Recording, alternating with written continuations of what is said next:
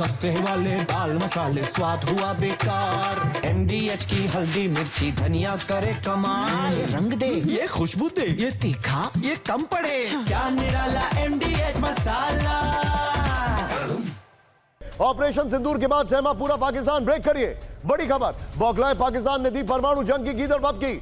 पाकिस्तानी रक्षा मंत्री ख्वाजा आसिफ ने परमाणु हमले की धमकी दी। बड़ी खबर। परमाणु संघर्ष के करीब भारत पाकिस्तान। ख्वाजा आसिफ ने कहा पाकिस्तान और POK में भारत के हमलों से बड़ा तनाव। ख्वाजा आसिफ ने कहा सीधे इसके की ग्राफिक्स बनाइए। बड़ी खबर मैं आपको दिखा रहा हूं, ये देखिए जरा। पाकिस्तान की नॉन स्टॉप परमाणु धमकी। बड़ी खबर। सहमे पाकिस्तान में भारत का सामना करने की हिम्मत नहीं है। बौखलाए पाकिस्तान ने फिर से परमाणु जंग की धमकी दी है। पाकिस्तानी रक्षा मंत्री ख्वाजा आसिफ ने परमाणु हमले की धमकी दी है। सीधे चलिए मेरे साथ एस बहाल है, इस खबर की ब्रेकिंग लीजिए और बहाल सर के पास चलिए। बहाल sir, very quick take. Pakistan फिर से अपने न्यूक्लियर रिटॉरिक पर आ गया है।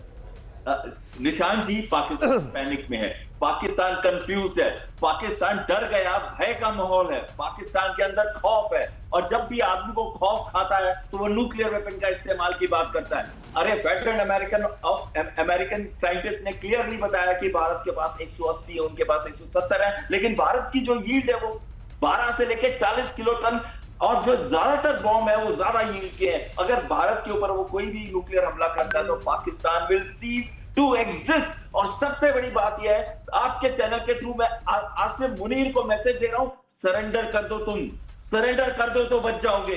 ना तो भारतीय वायुसेना तुम्हें छोड़ेगी, ना भारतीय सेना तुम्हें छोड़ेगी। Okay okay, be with me sir, be with me.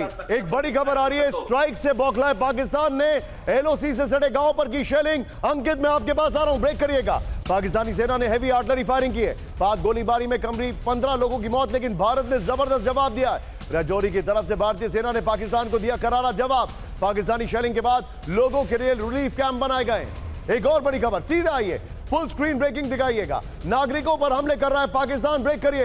Poonch में मंदिरों और गुरुद्वारों को किया गया टारगेट। LOC के नजदीक गुरुद्वारे पर पाकिस्तान की शेलिंग। उरी, अखनूर, कुपवाड़ा में भी पाकिस्तान की सेना की फायरिंग। मैं चाहूंगा इस खबर के बगल में सीधे आइए, अंकित को दिखाइए 50-50 में। अंकित, बताइए क्या इंफॉर्मेशन है।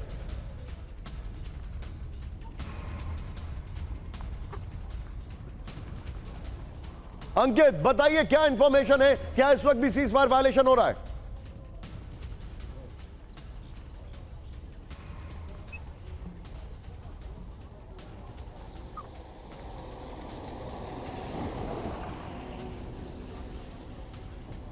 अंकित, क्या आप मुझे सुन सकते हैं?